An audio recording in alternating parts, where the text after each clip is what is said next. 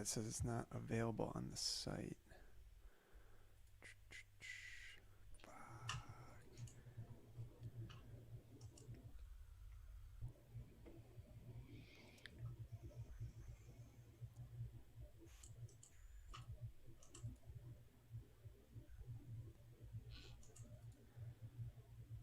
All right, I got to make a new stream.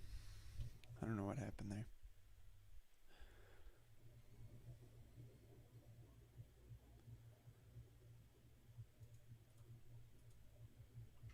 Oh, Bloomberg says CDC tells states to get ready for November 1st vaccine distribution. Ooh, interesting. That'd be exciting. Man, I don't know if this is working or not.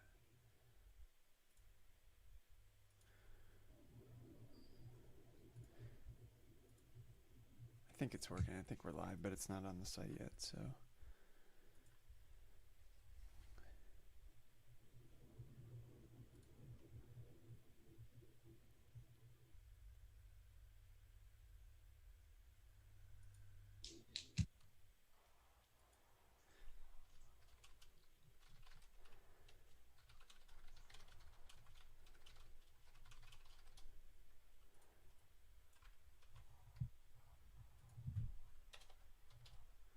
Levitan's watching us, so at least we got one viewer. Guys, if you can see this right now, I'm just updating the link on the site, so we'll be live. We'll be talking basketball momentarily.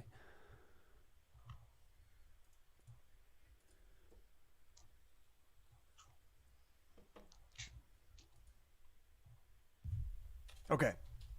Boom, we did it. I don't know what happened when I was trying to publish it. It said publishing failed. I'm gonna tell. Hey, Levitan, if you're watching, can you just tweet out that you might need to refresh the page? Thanks, buddy. All right, Drew. It's a beautiful day in Denver. Got outside this morning. Might have gotten a little bit sunburnt. Feeling good. How you doing over there? I did not get outside this morning. It's not a beautiful day in Manhattan, but no disc golf for me. No hippie lifestyle. But I'm ready for another Game 7, man. Game 7s are awesome. Saw a completely different one than what anyone would have expected last night. We saw like a 1990s basketball game, 80-78 for a Game 7 final. You don't see a lot of those in the modern NBA era. But super excited for a Game 7. Bounce back opportunity for Milwaukee, a team that has championship aspirations, obviously. So should be a fun slate.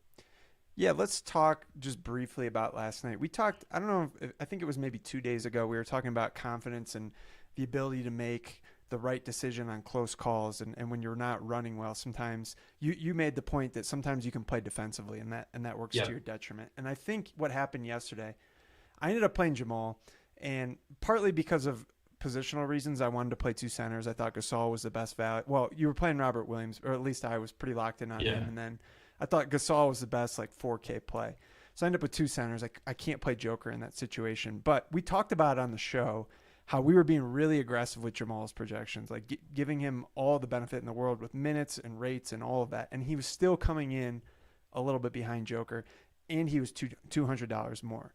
But I think that's where you're playing defensively. Like, man, I don't want him to go for 70 again. I'm just really worried that he'll do that. And you just kind of play it when you know the numbers are, the regression's coming. The numbers are Yeah. telling you to play Joker. So, yeah, I thought that was a good example of what we were talking about. And like, again, because of the positions, maybe it was Yeah, okay, but in some ways. I mean, I think the positional stuff did allow you kind of an out there. But I think in general, yesterday you could make the same thing for like some of the field GPV plays that I had, which would have been like Pal over OG. Like if you're playing aggressively, maybe you make that decision. That would have been horrible.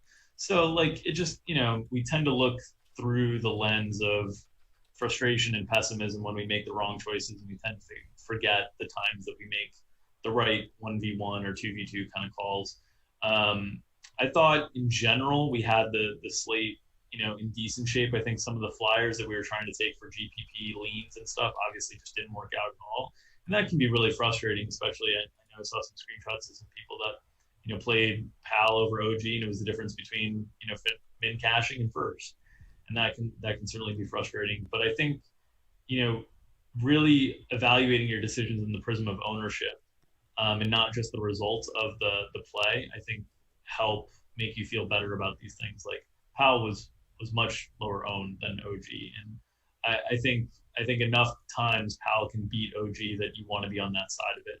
And like last night, I thought you should be on the Jokic side over Murray in GPPs, just because I thought the value ownership was going to be in that direction. Didn't expect Donovan to bust quite as hard as he did as well, but it was sort of the same thing with Donovan and Rudy, where our projections were projecting them very similarly. And Donovan was much more expensive. So, it's hard when you see the same thing over and over and over again, and you're getting kind of beat down by it. But remember that in DFS, there's three components to a good play. There's the price, there's their performance, and there's the ownership. And when a player is beating you down over the head, that you keep getting beat, fading them or whatever it is, you at least are getting two of those variables moving in your direction usually, right? You're usually getting price going up, and you're usually getting more ownership on top of the player. So every time they need to be a stronger bet for that to happen. And so eventually you get paid off on that if you kind of stick with it. But it's tough. It's tough. We all want to look at the game logs. We all want to play the guys who've been doing the best. They make us feel nice and cuddly, and it's just not always the best plays, especially if you're playing in tournaments. Yeah, and I think the other important thing too is there's certain players that I want to look at their lineups when they're revealed to see what they did, because I respect their thought process. Empire Maker 2 being the guy that I think when he's on is the best NBA player, and he had jokers. So, I was looking at like Gasol and Tatum versus, I had to move some things around. Like I had to play Monte Morris basically, who I just thought he was a and that's a tough play because Monty's a low rates guy, and the minutes could really fluctuate there. So I don't know. I thought the lineup that you played seemed pretty reasonable to me, especially if you were really kind of locked into Time Lord. Obviously, Time Lord, huge first half, and then only like 5 minutes in the second half. Ended up like right at the numbers we thought with Tyson and Time Lord. I kept joking like, he's an optimal play at 18, maybe not at 17. I think he finished at 17:33. So feel like I have a good handle on that Boston rotation, kind of what they're trying to accomplish there. Toronto will be interesting because I think there's a lot of things that they're going to have to try to do to keep pace with Boston. Although, if Marcus Smart's going to score 15, 16 points on 5 shots, like what can you do? That's the other thing. I was tilting so hard early in the game. I played Tatum instead of Jalen, which I didn't really want to do. And so I'm tilting it, and I had Marcus Smart. I'm like, maybe I should have thought about fading him. And then he hits, 5 threes in a row. And yeah, going into the late slate, or the late game, I felt like I pretty much had the nuts. And yeah, to get 27 on Jamal, you don't end up with the nuts. So, it's just important to go back and look at your decisions and figure out how you got to them, and don't get too caught up in the results. But I think this is a spot where we can look at the process and say maybe I made a mistake playing Jamal. But it's thin out there. It's 2v2s everywhere, so you got to nail everything. All right, let's get into tonight's slate. The main injury that we're looking at right now is Eric Bledsoe, and he's questionable. We think he's really a true game time decision, and it kind of changes everything, right? So how are you handling that right now? Just waiting, I guess. Just waiting. I've got the minutes and the rates ready to go in either direction. So just kind of waiting. The current assumption I have is Bledsoe in, but I think it's tricky. I think if they had won game one, I would feel pretty confident that he'd be out, just because I think they really want to take their time kind of with a hamstring situation.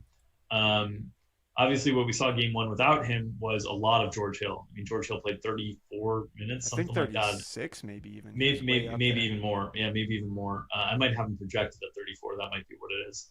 That's why that number is in my head. But he played a ton. We didn't see much of Dante DiVincenzo.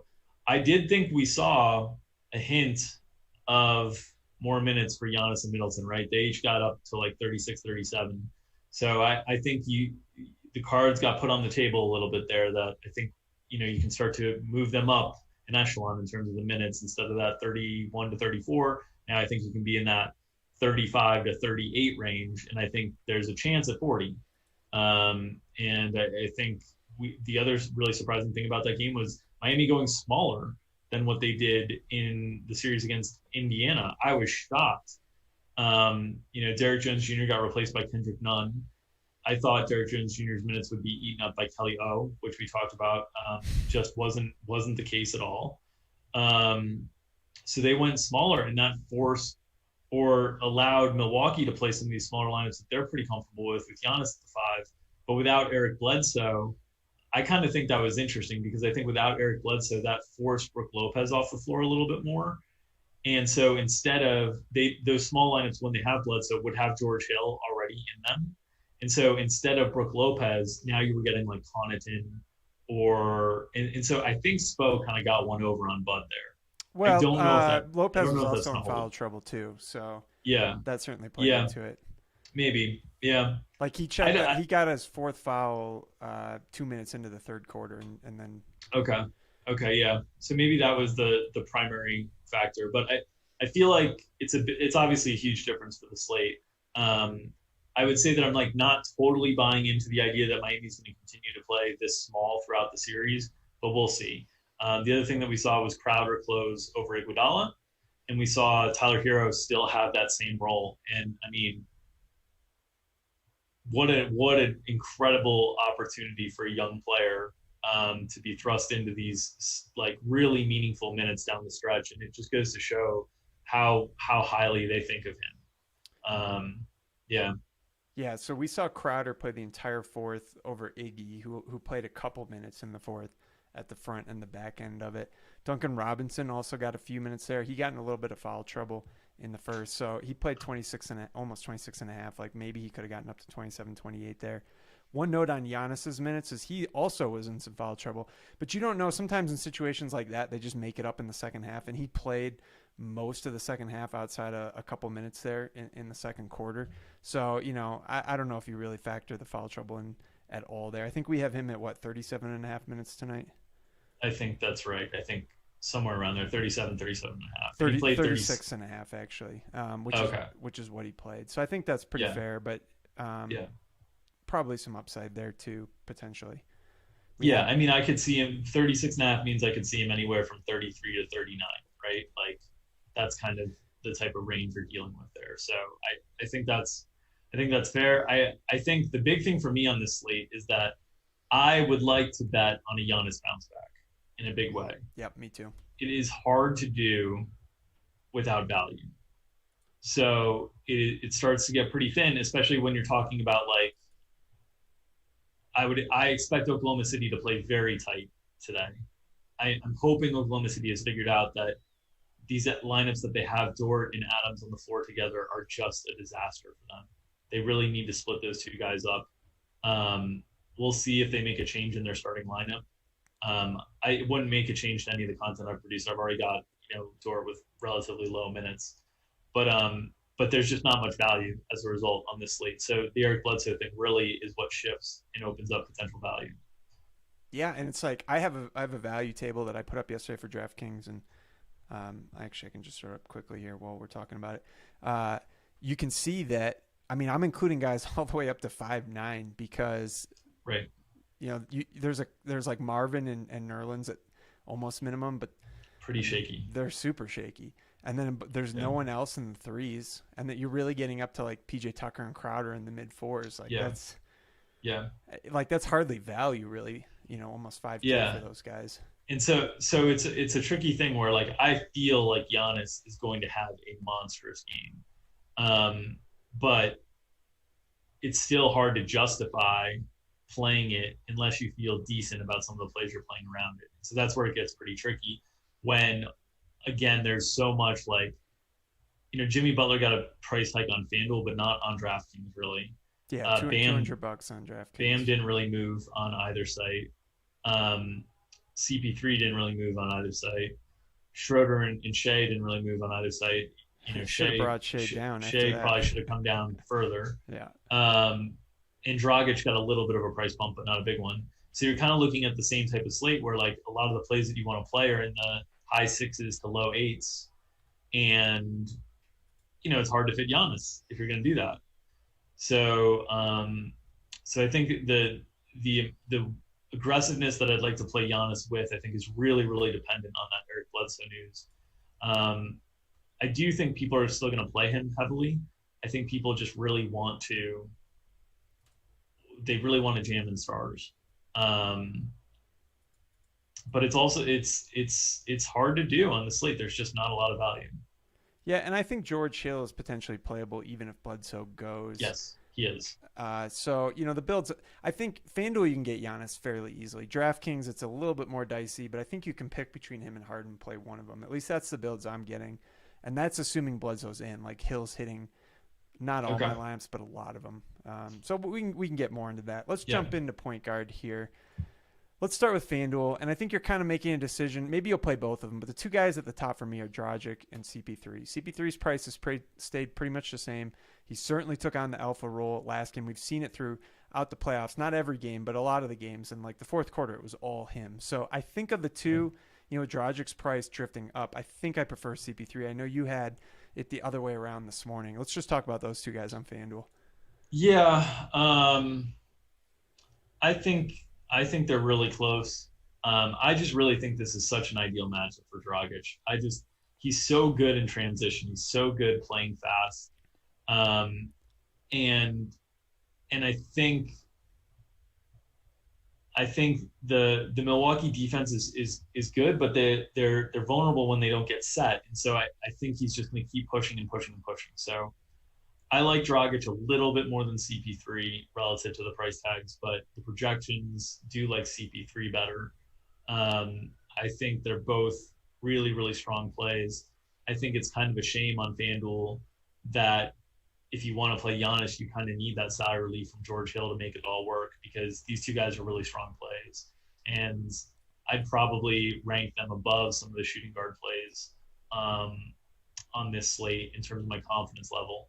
Probably, on a price basis, definitely above Shea, probably above Schroeder, and maybe even depending. I don't know, Middleton's pretty close. I'd probably play Middleton above these guys on FanDuel, but it's a shame because I like him a lot. You prefer CP3 strongly? You think it's No, it's alpha mode here? I wouldn't say strongly. It's just I don't know. I'm having a little bit of an issue. I like Dragic a lot, and I played him on both sides last slate, and I've played him quite a bit just throughout the playoffs because he's been playing really well. And now, like you noted, I think this matchup is good for him. It makes me a little uncomfortable paying these price tags for him because it's not normally where he is, but it's kind of a new paradigm. Just like you can feel really, his minutes weren't like this during the regular season, and that being said, he did get cut off around like 33 and a half, 34, and this idea of them playing smaller does hurt him, right? Because just there's only so many minutes to go around. So if none is in the rotation over Derrick Jones Jr., I think it does limit some of the potential upside of Dragic getting into the 38, 40 kind of range that really elicits that upside. So the more we talk through about this, what do you think Chris Paul is going to play tonight? Well, and that's the next point I was going to make. I mean, in these situations where it's close, we've been saying all along, play the guys that are in like the closeout games because I don't think Chris Paul's ever playing 44 minutes, but we've got him for 39. He could get up to like 41 or 42. I think that's definitely possible. Although he was cooking last game. I mean, maybe he just needed the rest. That's the thing. He's just like 39 is a big ask for him. It's not as big of an ask for Schroeder or Shea. They're just younger dudes. I think. Well, I was going to say they took him out in the fourth, but I guess I'm looking at the log now. It was a very quick rotation. It was like very quick. 30 or 40 seconds. So he ended up playing 40 minutes last game. Yeah. I mean, he didn't look gassed towards the end, which. No, he looked great. So. Yeah, and that's why, like, if it's close, I think, that's more of a price tag we might expect from Chris Paul in the situation where Dragic's just a little bit on the high side and just like the closeout situation is. So that's kind of where I'm at with that. And then George Hill, I think on both sides is a fine pump play. I mean, he played whatever it was, 36 minutes, and what did he score, like 14 fantasy points? No, I mean, nothing. Just not. I mean, he was. I would have made a lot of money if he. Had anywhere near what I projected him for, like even within striking distance, because I had so much of him, and I will have a lot of them today if it's the same thing. Like I think he's a really good player. Just didn't have things fall his way that game. I have him projected for I think 34, right? 34 minutes if Bledsoe sits, and I think I have him at 24 if Bledsoe plays. I think there's definitely like the range is somewhere in between 20 to 30 if Bledsoe plays. I could still see him getting 28 if Bledsoe plays. Like I could just see Bledsoe being ineffective or the hand bothering him or different things. So I think if you want to still play Hill, I think it's still within range, given the nature of the slate. Yeah, I should note that he's in my optimal on both sites right now. It's just because there's no other value. I mean, I don't really like him as a play here if Bledsoe goes, but you need the value somewhere. So yeah, maybe we should slide him into the bottom of the top 5 plays here for DraftKings. You can see, we've got all of the more expensive guys, and on Yeah, FanDuel, it's a tricky thing because like these guys do project as the best right? plays, and they're better plays than George Hill. But for roster construction, like George Hill might fit more, and so you get in. So it's just a tricky thing to figure out on DraftKings right now how to like list these top plays. But yeah, he could probably benefit from, we could slide him in there, probably at fifth, I Yeah, guess. over Harden I'll because I make mean that move. you see Yeah, Harden. I got yeah, it. I'll make that move. Okay, go I for get it. it. And you can see over on FanDuel. I mean, you get down to our 4th play. It's Bledsoe with a question mark because we don't even know if he's Yeah, going. If he does go, I yeah, think he's an okay play.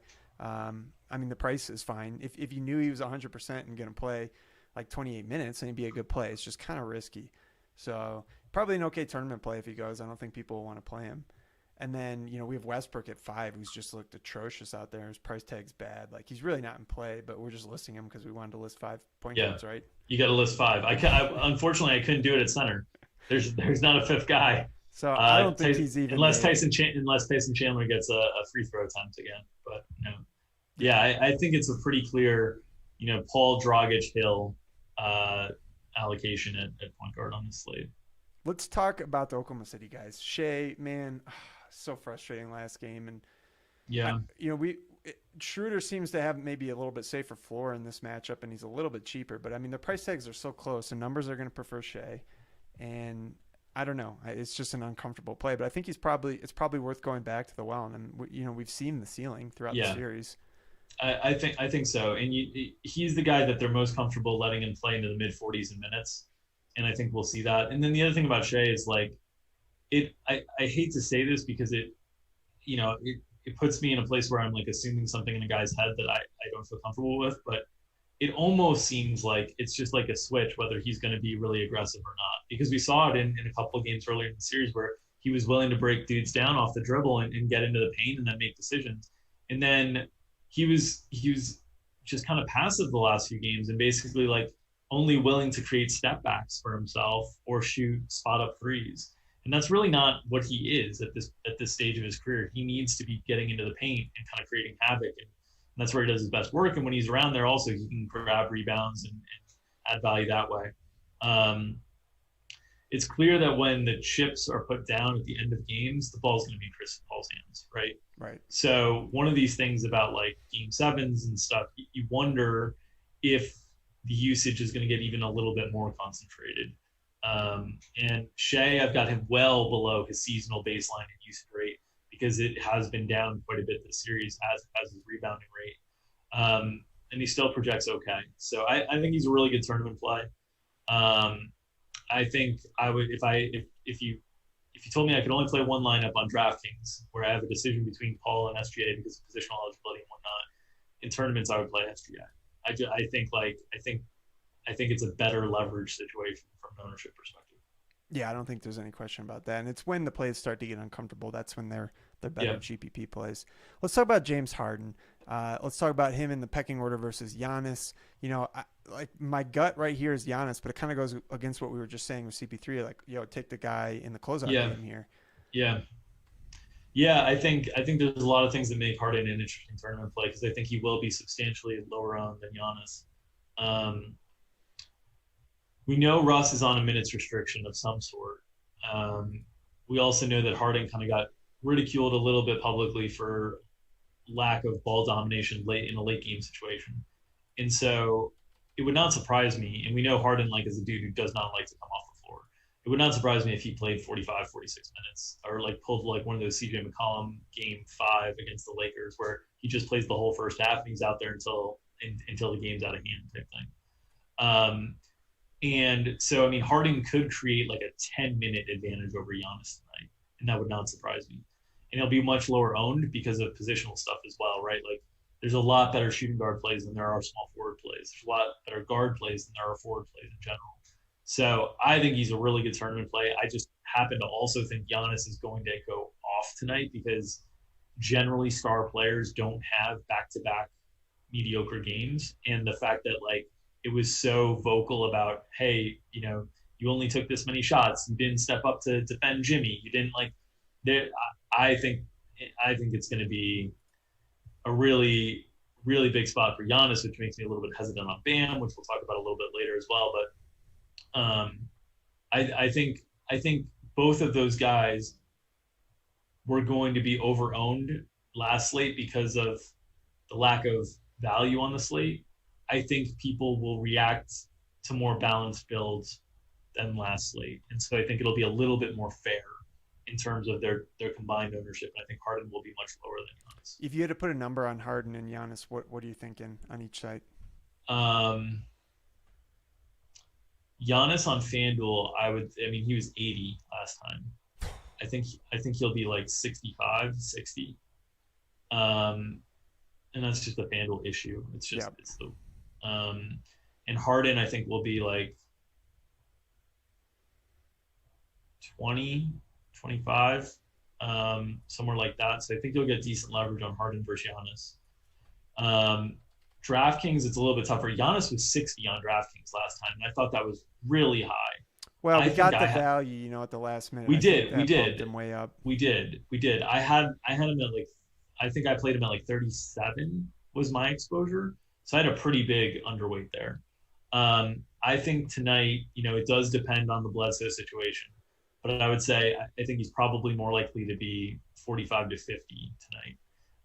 And I think Harden is probably closer like 15 on DraftKings. Maybe 15 to 25, somewhere around there. So I think you're getting good odds on Harden over Giannis tonight if you want to go that route in GPPs. We do have Giannis projected for 5 more points, but I think based on, if Drew's right about the ownership, then Harden's the pretty clear tournament play there without a doubt. So yeah, I also think Giannis is going to have a big game. But I think a lot of people are going to think that. I'm sure a lot of people will. Yeah, it's not a hard conclusion to jump to. All right, let's talk about Jimmy Butler a little bit. His price tag, it's getting fairly prohibitive on FanDuel, in my opinion, at $9K. DraftKings, he only came up a little bit to 8.3, so he's still a good play there. He shot completely lights out, a lot of mid-range shots. I don't know how many threes he ended up hitting, but it's like funny, man. This guy was one of the worst three-point shooters in the league. I think he shot 25% for the season, and all of a sudden the playoffs come around and he's Steph Curry out there. So I think there are a few warning flags, and I think his ownership's going to be really high. That especially in tournaments, I'm interested in getting away from him. But he's a safe cash game play, especially on DraftKings. So how are you handling Jimmy here? I think he's a much better play on DraftKings than he is on FanDuel. I will have more of him on DraftKings than I will on FanDuel by a wide margin. So here's the thing: I'm painting a story, and I think in GPPs sometimes, shout out to Peter Overzet, you have to tell yourself a story. And I think Giannis is going to have a big game. Giannis' big games are likely going to come by him dominating in the paint and getting people in foul trouble. The person who would be most vulnerable to that would be Bam. If that happened to Bam, then there's a lot of offensive role responsibility for Jimmy to take over there. So I find myself a little bit heavier on Jimmy than I will be on Bam tonight. There theoretically would be a pass for Kelly O minutes again, which you can jump out of the plane once again without a parachute. So long way of saying, like, I think if I'm playing Giannis, I want to play that game to be somewhat competitive, right? And I feel like I need to play Jimmy almost in those spots. It's not something that I'd make a rule on in an opto or anything like that, but I think in a hand build, I kind of lean that way, where it's like, I need the game to be close enough that Giannis gets like max minutes. I need Giannis to have the big upside game. I think that comes with him getting to the foul line a bunch. And so I think that comes at the risk of Bam. And so that's kind of where I'm at in all this stuff, is that I think I probably will have more Jimmy exposure than I should in GPPs because it kind of fits the story that I'm telling. Okay, here's a question I'm thinking about on DraftKings. They're only $100 apart. Do you prefer Jimmy or Chris Paul? I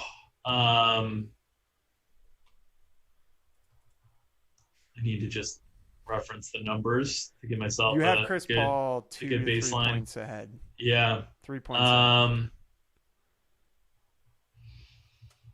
I think I do prefer Chris Paul. I think he'll also. Well, who do you think will be owned less? I was initially going to say I think Chris Paul will have less I ownership. think Chris Paul will be owned less. Yeah, so there's kind of an interesting tournament path there with Chris Yeah. Paul and Harden, where I think most of the field. Yes, there is. Jimmy There is and for sure. Giannis. Yeah. Yeah, there is for sure. But I think I prefer Chris Paul for cash games too. Like a clear tournament path that's going to be more unique. It's hard to get unique on 2 game slates, but more unique is a few stars from Houston, Oklahoma City, and all the supporting players from Milwaukee, Miami, right? Because the primary build I think is going to be the stars from Milwaukee, Miami, and then some of the secondary plays from Oklahoma City, Houston, the Covingtons, the Adams, the Tuckers. You know what I mean? So I think there's like a clear route where you can flip the script and be unique. Yeah. And, as far as Bam goes, they were trying to match his minutes with Giannis pretty closely there. They were coming in and out at the same time. So that hurt Kelly O for sure. And then, yeah, I mean, I think there'll be at least one game in the series where Bam. There'll be one game where Bam runs into foul trouble. Yeah. And that's the game where Kelly O at 5% ownership.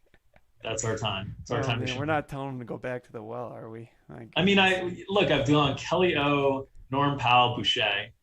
I don't think maybe Kelly O got double-digit fantasy points. Yeah, he didn't actually kill you. He beat Iguodala, so. Yeah, but you know what? Boucher played, and I felt like that was a win. So, just getting Boucher on the floor felt like a win. Didn't end up a win in any sort of monetary value, but the Sklansky Bucks, swimming in those last night. All right, we got to mention Chris Middleton. His price went up $700 on FanDuel, but I think he's still one of the best plays over there. I'm a little scared to play him at 8-1 on DraftKings, but he had a good game last time. My question would be for GPP lineup builds in consideration is do you think there's paths where you play neither of Giannis or Middleton, or do you think you need to have one of them in lineups? And I'm unsure on that. I think if Bledsoe plays, it's fine to have neither in the lineups, but I think that game is going to play with pace. We saw that game play with more possessions, and it's gonna top OKC, Houston in possessions sniped by a decent margin. So if Milwaukee gets anywhere near their implied total, you got to think that one of Middleton or Giannis is having a game that is kind of worthy of being in GPP consideration at the top of the finish line. So that's something that I'm kind of dealing with, whether I need to create a group or rule that says that I will have at least one of the two. Right now, I don't have anything like that, but I'm kind of struggling with it. Do you have any specific thoughts on that? Do you think there are paths that neither of them hit in terms of the winning lineup on a 2-game slate? I mean, it seems tough, but if you wanted to stack the other game, I think that's okay. But, as I'm thinking it through based on what you're saying here, it seems difficult. They would both totally fail. I mean, I guess what you're hoping for in that situation. It would be a blowout situation. Well, right? What if they both just kind of hit their projection and then the other game? Right. And these rules are tougher to implement on FanDuel because you get the positional stuff that gets funky on FanDuel where it's probably a rule I don't even need to implement because I'm going to get so much of the two guys anyway. Right. Yeah, I think on FanDuel you have to have one of them. On draft. Well, no. So I'm saying you could see a situation where Harden is the winner at shooting guard, mm-hmm. and one of the OKC guys is, and that knocks out Middleton even with a good game. Sure. Okay. And because it's Harden build, then the Giannis builds don't get there. And so FanDuel has this weird positional stuff where it's more about winning the position than it is creating the right groups and rules. So you have to kind of think through FanDuel groups and rules a little bit differently than DraftKings. But on DraftKings, because it's kind of a free for all in terms of who you can play, I'm thinking about a little bit more there. All right. Anyone else you want to mention at shooting guard? Any of the? I mean, you've got Iguodala, who's probably. I think Iggy. His price came up. Sorry. I'm looking at the FanDuel price. He's 4.2. What is he on DraftKings? 3.7. I actually don't remember. It came up $2. So he's 3,700. Yeah. I think he's fine on DraftKings. I mean, I think Jay Crowder is going to have so much more ownership than Iggy. And it's totally possible that Iggy closes over Crowder and it's a swap of 7 minutes, between those two guys this game. Yep. So Iggy's still fine in tournaments. I don't think he'll catch nearly as much ownership as he did last game. I thought he was kind of a shaky option last game. I think the ownership that he'll come with this game is more reasonable, especially if we get George Hill. All right, let's get into small forward. We've already hit on some of these guys. I mean, Crowder, you just mentioned, like he's a fine play, and he's gonna catch a ton of ownership because he's a value play, even though he's not really a value play. It's just they keep moving all the prices on these guys up, and you just have to play some of them. So you just kind of have to recalibrate how you're looking at value plays, I guess, since there are no guys in the 3Ks that are playable. So yeah, he's fine. Who else we got going here? We've already hit on a bunch of these guys. Let's talk about Baisley. I think he's one of the better cheap options on the site. Yes. On the slate. He's the only guy below 4K on either site that I would consider in like a cash game type situation, I think.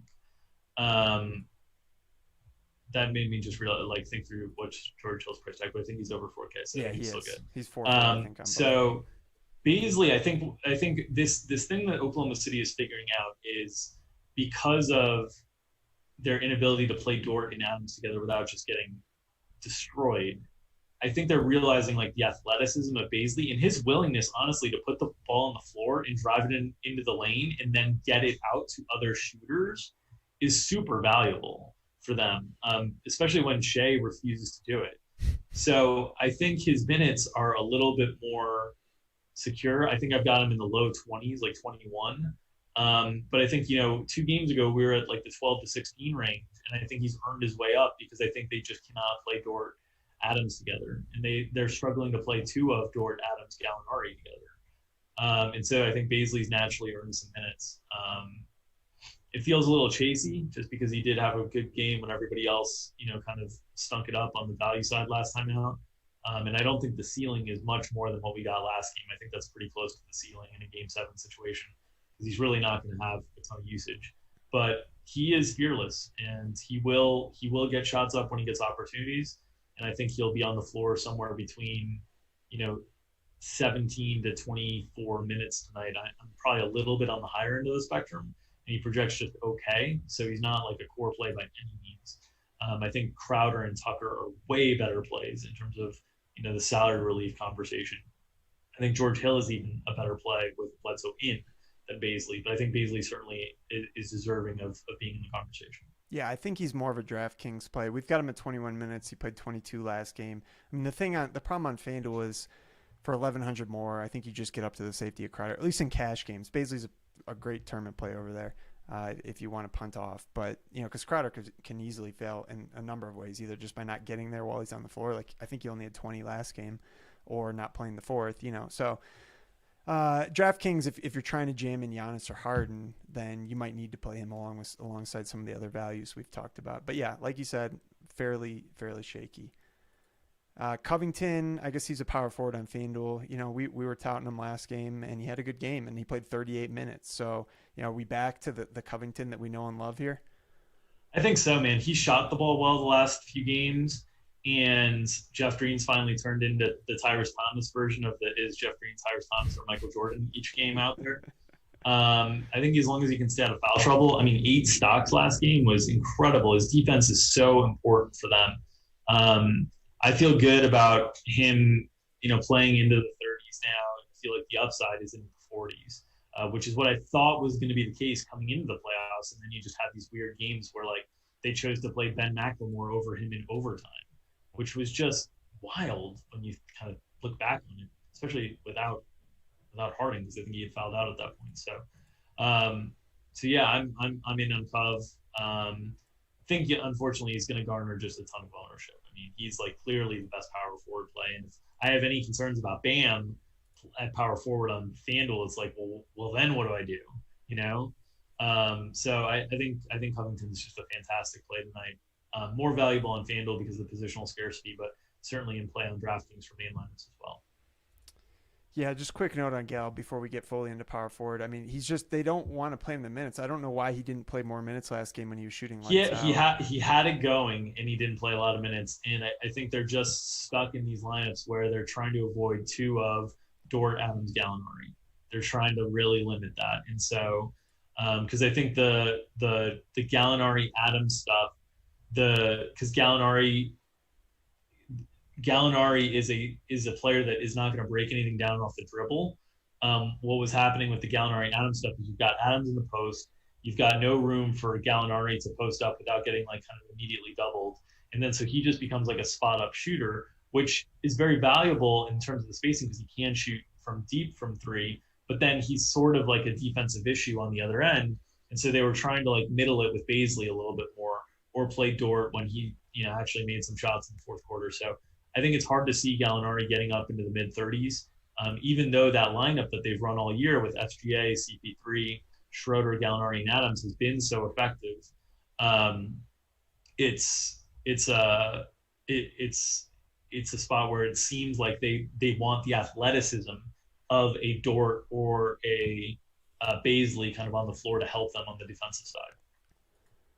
Yeah, power forward over on FanDuel is just a complete joke. I mean, there's really only two guys by the numbers that are playable in Bam and Covington. But then, if you're looking for salary relief, like you can look at Nerlens Noel. I guess you could look at Marvin Williams. We prefer Nerlens. They're both super thin, not great plays. It's just a positional thing. Do you have a preference between Nerlens or Marvin? It would be Nerlens, right? Um, I think I said Marvin last time, and I think I'd lean Marvin this time too. The thing about the Heat playing smaller is there now some of these lineups where like Marvin is more valuable, right? Because there's like switchability on the perimeter compared to Brook. I know you mentioned like Brook getting into foul trouble was a pretty strong driver there. I think Noel will certainly be more effective on a permanent basis. So it comes down to like, do you think Noel can get up to like 18? Because I think Marvin's going to play close to 18 to maybe 20. Um, I think I have them separated by half a point, and I have it in Nerlens' favor. Um, I think on FanDuel, Nerlens' ability to just get hot with stocks probably would tilt me in that direction. But I think on DraftKings, it's pretty close because the scoring system suits Marvin a little bit better there. Yeah, I should have been more clear. I was looking at FanDuel there. I think on Yeah, and just the way that they score, like you said, the yeah, stocks are good for Nerlens on FanDuel. On DraftKings, you're getting the threes from Marvin. the So threes. Yeah, I'd probably, man, and the positional issues on DraftKings too. They're both power yes, forward. yes, yeah. So I think it's Marvin for me on DraftKings and Nerlens on FanDuel is how I would approach that. But again, like really thin plays. I mean, Marvin's a guy. If you've played DFS long enough, I'm sure you've played Marvin where he's played 35 minutes and given you like 9 fantasy points. So when you only have him projected for like 20 minutes, you need him to get hot or fall into some stocks or something. Yeah. Okay, Jeff Green. I think we can say that's over. We've got he's in the fifth Hopefully, there. hopefully. I won't be playing him at all tonight. The centers on this slate are just like obnoxious. I kept playing PJ Tucker because he was cheap. Now he's 4.8 on FanDuel. So I think so we'll talk a little bit about Steven Adams versus Brook. I know that's been bugging you. It's been bugging me because I can't really get the math to like Brook as much as Adams. And it's not that I think Brook should be clearly higher than Adams. It's just that I think they should be somewhat similar. Um, and I'm looking at all the rates. I'm looking at all the opportunity in the minute side. And really what's holding Steven Adams back is he's averaged 0.5 combined stocks per game in the series. And on the season, he's right around 2. And so, on FanDuel, that's a big difference. That's 4.5 points we're talking about difference. And that's really kind of what the difference has largely been between him and Brook most nights. So the math really thinks Adams is the superior play. Then you factor in like the ownership aspect where Adams is consistently getting lower owned than Brook. And it's like, even though I know Brook is the guy who can get me 40 of that group and Adams cannot most nights, I feel like I have to play Adams in GPPs because the ownership and the projection is a little bit stronger. So that's kind of where I am on things. I think Tucker is just an easy play on DraftKings because you just need the salary relief and you can still play one of the other centers if you want. But on FanDuel with Tucker's price tag coming up, I think it's really tight. The math likes Adams by a good bit more than the other two guys. My feel is that Brook is the guy that if all things were equal in terms of ownership and minutes and pricing, I would take Brook for the highest upside and the highest range of outcomes. But those things aren't equal in this case. I think he's going to be higher owned. He's a little bit more expensive. So at least on FanDuel, I believe that's the case. So I guess I'm just gonna keep going on Adams, who keeps like putting together huge first halves and then fading. And I think honestly, I think he's a guy that's better suited to play 28 to 29. I think the last 4 minutes he's kind of gassed, and it's just not he's not getting anything there. But I think if he gets those steals and blocks, like suddenly you'll see him outperform these guys like he should, like the math suggests he should. Yeah, I know the numbers don't say it. I think I prefer Brook, but it's it's it's tough. You have Steven Adams 5-6 points ahead here, so I mean that's a lot And just to I try and and I know bust I over. yeah, and I've tried. I've tried everything really. Like I have more conservative probably rates on Adams. I'm probably a little bit more aggressive on Brook. Um, the minute side of the equation for Brook is where it becomes tricky. Like I know foul trouble was an issue last time, but can he get up to 34? Like can he do that? 32 maybe, yeah. 34 probably not. We just haven't seen it. We haven't Yeah, seen it, so it's hard. Where Adams can get to 31, 32, and I have Adams as a better per minute producer. Um, but again, we wouldn't be surprised if Adams came in at 26, 27. So would not be. The other thing you have to remember is the more minutes you give to Giannis and Middleton, the more it condenses the usage available for everybody else, and that's where you get into these problems with like the secondary and tertiary guys in that offense. And that's part of the thing that holds down Brook as well a little bit. I mean, he shot like 80% from three, like didn't grab a rebound.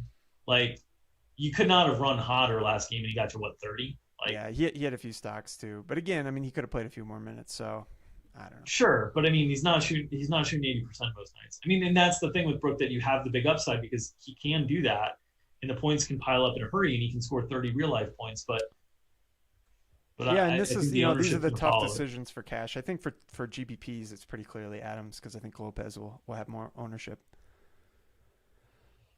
All right, let's Yeah. talk about some values on DK here. Why don't you run down the guys you like the best?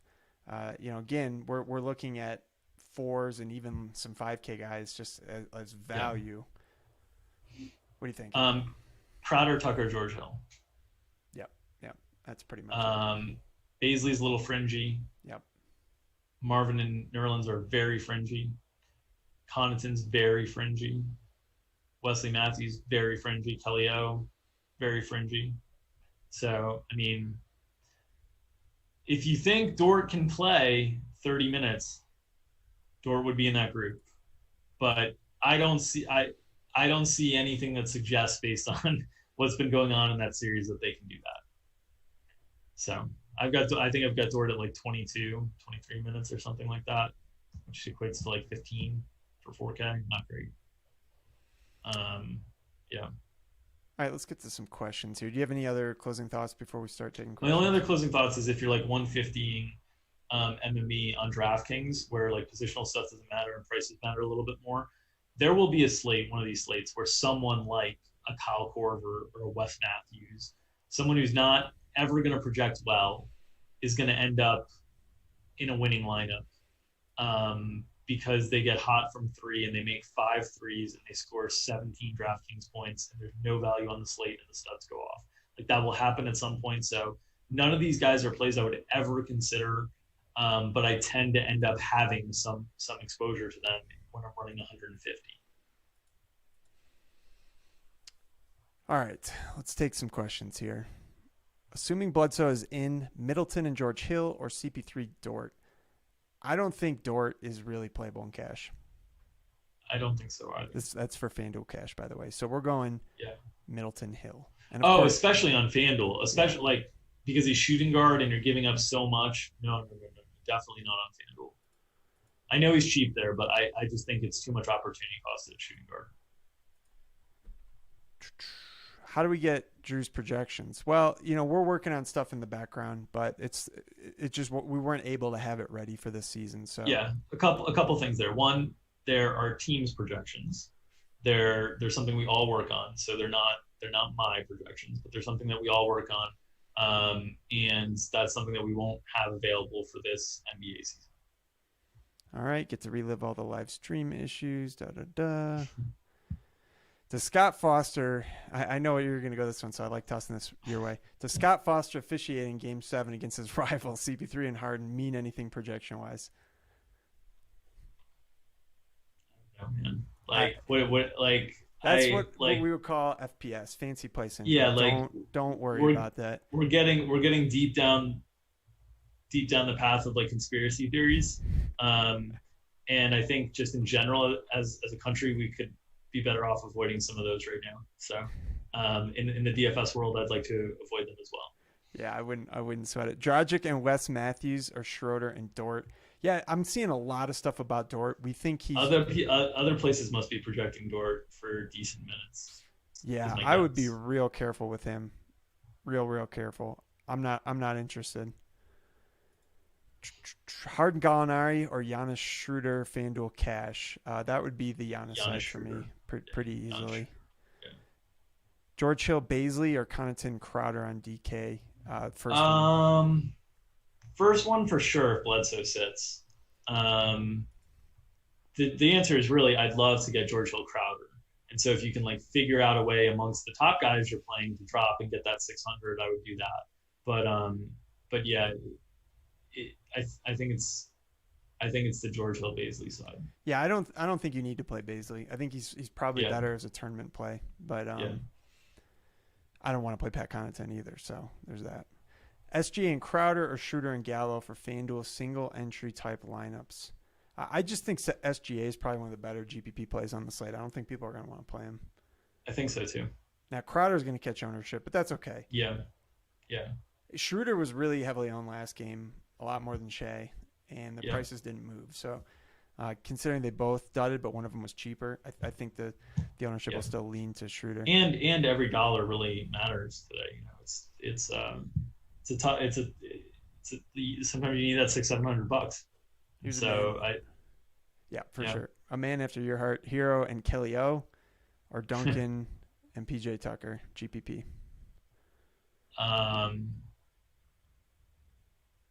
Duncan and PJ Tucker is a better GPP lineup there. I think Hero and Kelly O together, like the problem with Kelly O is like you need a couple things to really go right. Like for him and Hero to work out, you definitely need Bam to get into foul trouble.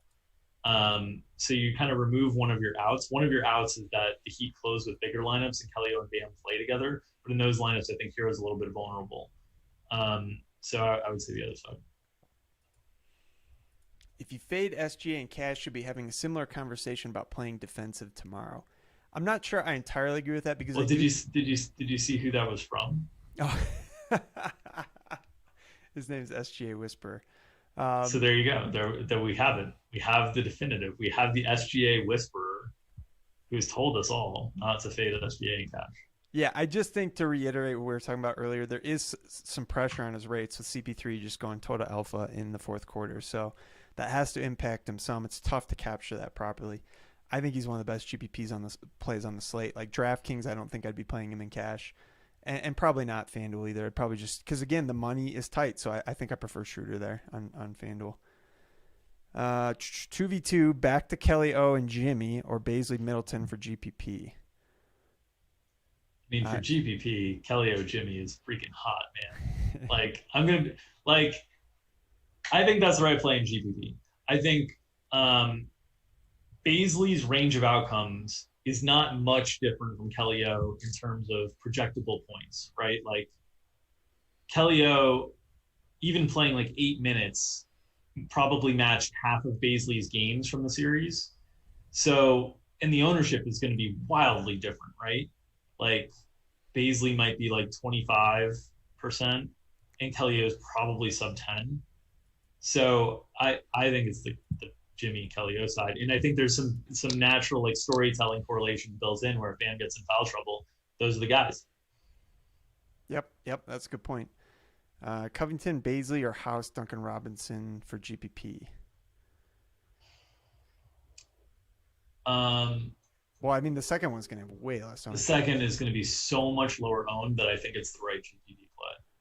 I think it's going to be so much lower owned. I think the probability of it outperforming is pretty low, but I think it's going to be so much lower owned and much more unique, and I think it's a much higher expected value decision.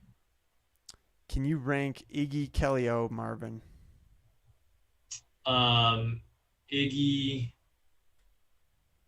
I mean, so for cash, if you're talking like a main cash lineup, it would be Iggy, Marvin, Kellyo. For a GPP lineup, I think it would be Kellyo, Iggy, Marvin. Yeah, I think so. Well, I actually would probably rank Marvin ahead of Iggy for cash, but it's just because he's $500 cheaper. They're both Yeah. pretty thin plays.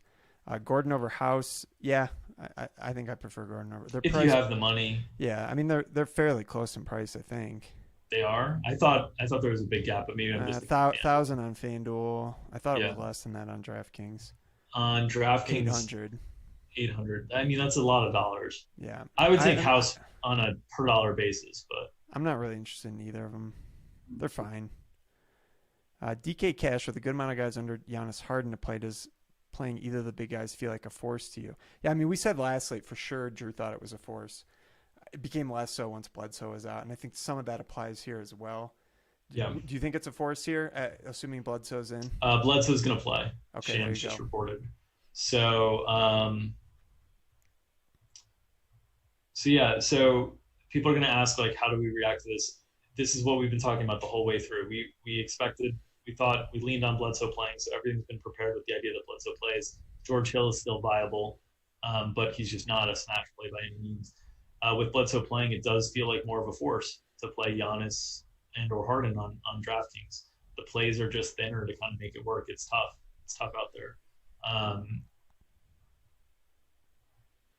I think both of those guys have such immense ceilings tonight that they could get like 70, 80 and like make all of this moot. But it does feel a little bit like a force from a cash game perspective. Yeah. Are cash games viable on small slates or too much variance? You give yours and then I'll chime in. I mean, I haven't played cash games in 3 or 4 years, so so I don't have a great answer that has my money behind it. Other than I would say that I think cash games in general are pretty tight in terms of your expected return on investment. The games that I was playing, I thought were super tight, and I didn't see a lot of opportunity for myself. If I was able to post like $1 head to heads and get a bunch of like really casual players, they might have a lot of opportunity to them.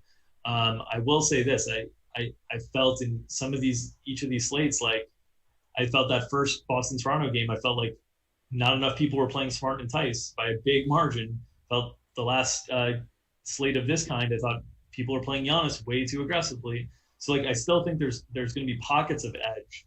I don't play cash anymore. So well, for Drew, me, Jeff Green was 40% 2 days ago, so there is that. Okay. But, Okay. Well, there you go. No, here's the thing. I've been playing cash probably like 70% of the days throughout the playoffs, less so as we get later into the series. But I looked at the games yesterday, and I just thought it was like 2v2s across the board of like, Fred just mixing like all the 7K guards basically and like mix or match, or like a Tatum Smart versus like a Van Vliet Jalen type thing. It's just like, I mean, that doesn't strike me as a lot of edge. So I'm not sure I see it on this slate. It's just super tight, and it's just coming down to like some of these secondary plays. Who scores more? Yeah, I think tonight seems like really hard to play cash on like FanDuel, for instance. Like I built a lineup that by hand that was like, okay, this is going to be duped by like 60%. Like, and then it was like, oh, here's a 2v2. Okay, that's the other 40%. Yep. Like it seemed tough. Miami's starting lineup is the same as last game. So cool. No changes. Yeah, just one more thought. I mean, like you take FanDuel last night, and there was a huge train, which is what I landed on in cash. And then I played a different lineup in GPPs, which gives you some opportunity because a bunch of people just run that in GPPs. Yeah. So there's that. But yeah, I mean, like that's the thing for me. I'd just rather at this point of the year go play a single entry GPP, pivot off what you think is going to be a huge train. And at least if you're right, you have a chance of getting more outsized rewarded than playing a 50-50 or a double up. Yeah, and that's what I'm doing today. I just have one GPP lineup on DraftKings. I'm just going to hand build it with a few pivots off of what I think is like the chalky build. So that's how I'm approaching it. All right, Drew, you can get out of here. I'll take a few more questions. All right. Good luck to you tonight. Take care. All right, Jimmy and Eric Gordon versus Middleton, Rocco. Middleton, or this is DraftKings. It's really close. I mean, I like Jimmy better than Middleton. I like Rocco better than Gordon. I'd probably go the Jimmy side. Minutes assumption for the fringe Bucks guy. Well, Bledsoe is in, so I guess you don't really need to worry about that. That's from our boy Cody, the Showdown Guru. Football is kicking up soon. Cody's in the background getting everything ready, so we're excited for that. Is Bam a lock button on FanDuel because of his positional scarcity? Pretty close. Tournaments, I would probably look to fade him and just hope he gets into foul trouble. Yeah, Duncan Robinson, is he in play? I think he's an interesting play. I wish his price was cheaper on DraftKings in particular. He's 4.6K there. If he was like 4.2, I'd probably be playing him a ton. You know, I'd play him in cash if I'm not playing cash, but you get my point. What is he? He's a 4 or 5 on FanDuel. I think there's a little bit more opportunity cost there at shooting guard, but yeah, I think I wouldn't be surprised if he played like 28 minutes. We've got him at, 26. So if you gave him a couple extra minutes, he's looking pretty good by the numbers. I was hoping for more Kelly Olave. Yeah, I think the key is, we were hoping that he would play more minutes just on his own. And then we thought there was also the upside of Bam getting in foul trouble. And I think it's pretty clear right now you're going to need Bam foul trouble for him to get there. But Bam's going to be a heavily owned player, so there's some nice leverage there. It's just a pretty thin GPP play. Adams and Baisley or Tucker and House and DK Cash. The numbers are going to say Adam and Baisley, I think. Tucker and House probably safer. I don't have a strong lean on that one, sorry. I'm having a hard time fading SGA even in cash at that price. Am I crazy? We've talked about SGA a lot. It's just, I think there's pressure on his rates from Chris Paul in the fourth quarter. And it seems like Drew talked about, like, if he gets on a roll and he's willing to attack the basket early, you're going to have a good game. And if he's feeling a little more hesitant, you're probably in for trouble. Just understand there's a lot of variance there. He scored between 11, as low as 11 one game, and I think as high as 50 another. Is Covington a small forward DraftKings cash lock? No, but he's a pretty good play. I was going to say he's a lock on FanDuel, but I do think you could go down to like Nerlens or Marvin there. He's a darn good play, though. Bledsoe news, as Drew said, we were treating him as in all day, so everything that you're seeing as far as the content, that's with Bledsoe in. So just to be clear, George Paul is still an okay play on either site, just pretty thin. SGA Whisper says he's off Shea now, so be very careful out there. Cheapest play, you'd be willing to play DK Cash. I'm not playing DK Cash because I didn't really feel comfortable with any of them. I think, Baisley is borderline fine. You could maybe play Marvin or Nerlens, but man, I mean, it's like you feel like you'd be grinding to 12 points with those guys. So, yeah, it's tough. I left the YouTube chat on, so I'm going to scroll through here and see if there's anything else from you guys. I'll take a few more minutes worth of questions here. Can't tell if my stash makes me look more like a broke Macaulay Culkin or a Beach Boy on acid. I'm going more for the Beach Boy on acid look. I don't know how much longer my wife will let me keep this mustache, though. Westbrook minute limit. I'm not sure on that. I mean, I want to say they're saying like 28 to 30 before. I wouldn't be surprised if he got to 32 or 34, but he's been really bad. So, I mean, they'd be better keeping him down if he's going to play the way that he's been playing. I mean, he's been hurting them without question.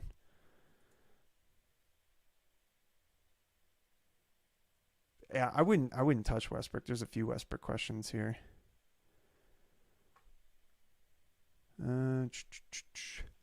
They had Crowder on Giannis. Wouldn't he be most well? Yeah, I mean, I wouldn't make any assumptions as far as who's going to be individually on him in any particular game. And they were matching Bam's minutes with Giannis, so they wanted him out there for the rim protection. Look, I'm not banking on Bam getting in foul trouble. We're just saying it's a possibility. I do think it'll probably happen at some point in the series. Covington's a lot more active with Russ. Yeah, I mean, we thought Russ coming back could help him just with as far as like getting back to their normal rotations and just the way that they play in transition more. So I do think that played out that way, and I think he still got a good price.